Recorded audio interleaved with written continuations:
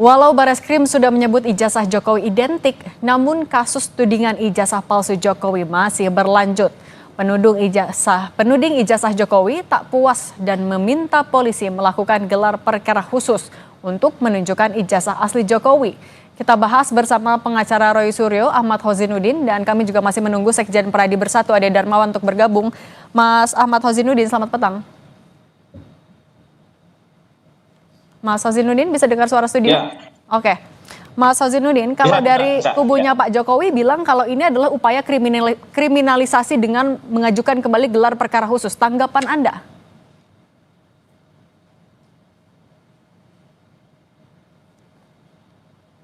Mas Hozinuddin? Ya, yang pertama Oke. tentu kriminalisasi. Kalau kita definisikan kriminalisasi secara sederhana adalah mengubah satu tindakan yang sebenarnya bukan kriminal, bukan kejahatan, seolah-olah menjadi kejahatan. Nah, tindakan yang dilakukan klien kami yang mengajukan proses gelar perkara khusus melalui pejabat berwenang, yakni Biro Wasidik Mabes Polri, adalah tindakan-tindakan yang sah, legal, dan konstitusional. Karena dasar hukumnya adalah Perkap Polri nomor 9 tahun 2019, di mana di ketentuan pasal 3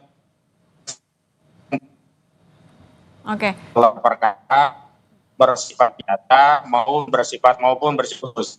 Karena itulah klien kami mengajukan permohonan gelar perkara khusus. Lalu kalau tindakan yang punya dasar hukum dan juga sudah dijawab oleh Biro Wasidik di tanggal 4 Juni yang lalu, permohonan diajukan 26 Mei 2025, lalu ditanggapi oleh Biro Wasidik di 4 Juni 2025, lalu di mana tindakan kriminalisasinya? Kalau kami tidak menyalurkan komplain terhadap proses dari penyelidikan perkara ijazah palsu ini kepada pejabat yang berwenang, lalu kepada siapa kami mengajukan komplain itu? Sementara pejabat yang berwenang, yakni dalam hal ini Biro Wasidik Mabes Polri, sudah mengirimkan surat, dan dalam poin kedua surat yang dikirim Biro Wasidik Polri 4 Juni 2025 yang lalu ditegaskan bahwa surat klien kami sudah diterima dan akan ditindaklanjuti sesuai dengan ketentuan peraturan perundang-undangan yang berlaku.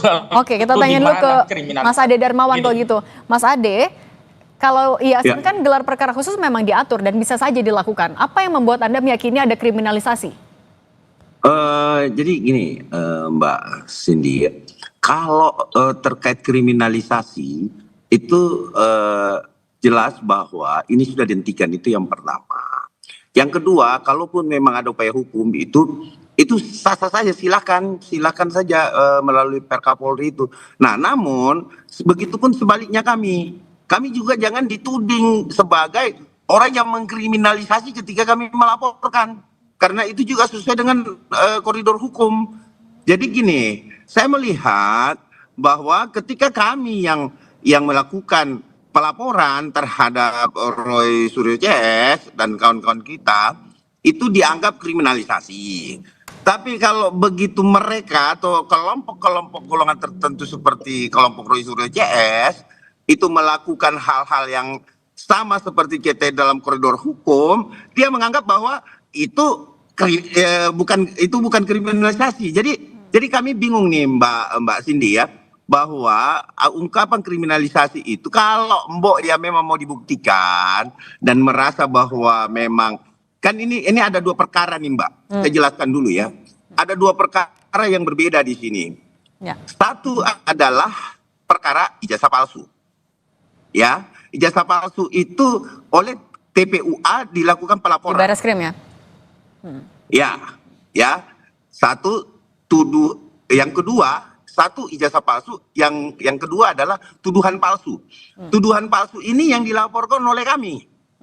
Baik itu pengacara Pak Joko Widodo dalam artian di sini, dan kami sebagai kelompok atau golongan masyarakat tertentu. Nah, jadi ada dua ya, dua perkara di sini. Yang satu adalah ijazah palsu, ya, dan yang satu lagi adalah pencemaran nama baik. Oke. Iya, yang satu tuduhan palsu. Oke, poinnya? Artinya, pada poinnya bahwa ketika ijazah palsu itu tidak terpenuhi, atau dalam tanda kutip tadi disebutkan oleh Pak Ahmad Hozinuddin bahwa itu adalah yang berwenang, Polri di sini mengatakan bahwa itu kepada pejabat yang berwenang. Nah, sekarang yang menyatakan bahwa identiknya satu ijazah itu apakah pejabat berwenang atau bukan? Kan pejabat yang berwenang. Sehingga ijazah palsunya itu kita anggap clear kalau kita mengakui itu pejabat yang berwenang. Oke, Tetapi gitu. kalau perlu putusan pengadilan, tentu silakan dengan memproses ini menunggu proses di Polda Metro Jaya. Itu Kalau selesai dulu. memang Oke. dihadapkan Oke, kita tanyakan dulu kepada ke pengadilan. Mas Ozinudin. Mas Ozinudin, tadi kalau kata Mas Ade ada double standar nih antara sebutan kriminalisasi. Kalau menurut Anda gimana? Anda sepakat dengan itu?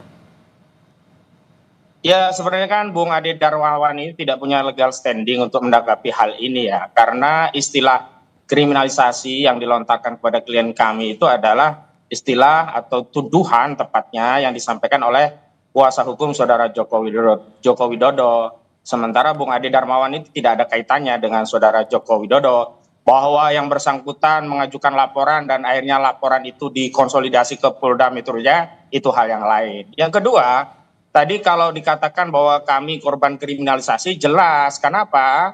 Karena tindakan yang dilakukan klien kami adalah tindakan yang berkaitan dengan hak konstitusional sebagai warga negara untuk menyampaikan pendapat. Bahkan pendapat ini didasari oleh ilmu dengan data-data dan fakta yang kemudian dielaborasi melalui kepakaran yang dimiliki oleh klien kami begitu. Lalu hal itulah yang kemudian dipaksa menjadi laporan polisi oleh saudara Joko Widodo di Polda Metro Jaya. Nah, soal laporan itu sebentar dulu. Kalau kita mau fair, orang yang menyatakan diri korban kriminalisasi harusnya yang lebih layak itu adalah Bambang Trimulyono dan Gus Nur, karena keduanya masuk penjara 6 tahun dengan tuduhan mengedarkan kabar bohong tapi tidak pernah dibuktikan ijazah asli di pengadilan. Begitu. Kita bahas dulu yang di Polda dulu ya, Mas Ozinudin. Saya balik lagi ke Mas Ade. Mas Ade, tapi kalau menurut Anda sebenarnya untuk penuntasan kasus yang di Polda Metro Jaya juga yang dilaporkan oleh kubu Anda, sejauh ini sudah seperti apa? Sudah sesuai dengan harapan Anda? Sampai saat ini kami masih mendesak Polda Metro Jaya untuk segera melakukan gelar perkara internal untuk menaikkan status dari penyelidikan menjadi penyidikan. Itu yang pertama. Yang kedua, kami ini menganggap bahwa apa yang terjadi saat ini seperti yang dikategorikan bahwa itu adalah kriminalisasi dari Bambang T, bahwa ini adalah pidana berulang. Artinya ada kekuatan hukum tetap dari pengadilan yang menyatakan bahwa saudara Bambang Trimulyono itu dijatuhkan hukuman 4 tahun dari keputusan Mahkamah Agung, kalau saya nggak salah baca di situ 28 ayat 2 juga. Artinya itu bersifat ingkrah. Ya, kalau terkait mengenai itu kriminalisasi atau tidak, memang di dalam hukum itu ketika ada peristiwa pidana dia akan menembus hak asasi. Itu dulu kepada rakyat Indonesia sampaikan bahwa ketika satu peristiwa hukum terjadi dan itu diduga adalah tindak pidana, maka dia akan menembus hak asasi manusia. Artinya itulah larangannya. Nah, ketika itu dilanggar, maka tentu ada konsekuensi di situ. Ada konsekuensi hukum. Nah, bersifat ingkrah saya nyatakan bahwa kenapa saya sampaikan. Jadi pembelajaran juga buat kita semua bahwa ketika berbicara bahwa ada pidana berulang, jelas. Kenapa saya bilang berulang? Karena sudah ingkrah putusannya. Putusan dari Bambang Tri tersebut. Sehingga kami mendesak Polda Metro untuk segera menaikkan sidik juga ini dengan dasar apa? Dengan dasar sudah ada putusan yang ingkrah di sini. Dan dia juga di situ kalau nggak salah 45A dan 28 ayat 2 yang saya baca loh ya. Saya nggak tahu kalau mungkin ada persepsi lain dari saudara Ozinudin gitu. Nah, gimana kalau gitu, dari Mas Ozinudin ada persepsi lain kah? Kita ke Mas Ozinudin dulu ya, Mas Ade. Gimana Mas Ozinudin punya persepsi lain juga? Nah, saya pikir ini yang harus kita luruskan dan kita tegakkan hukum berdasarkan hukum.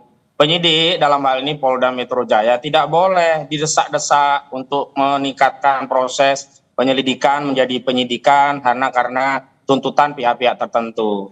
Proses penyelidikan hanya bisa dinaikkan menjadi penyidikan manakala sebuah peristiwa itu dianggap masuk kategori suatu kejahatan.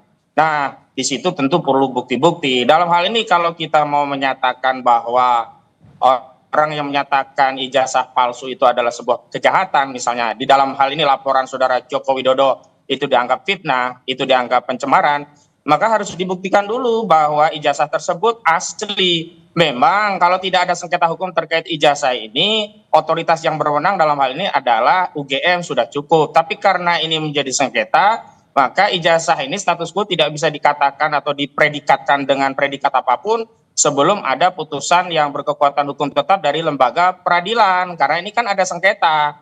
Klien kami dari hasil analisnya menyatakan palsu, Saudara Joko Widodo menyatakan asli.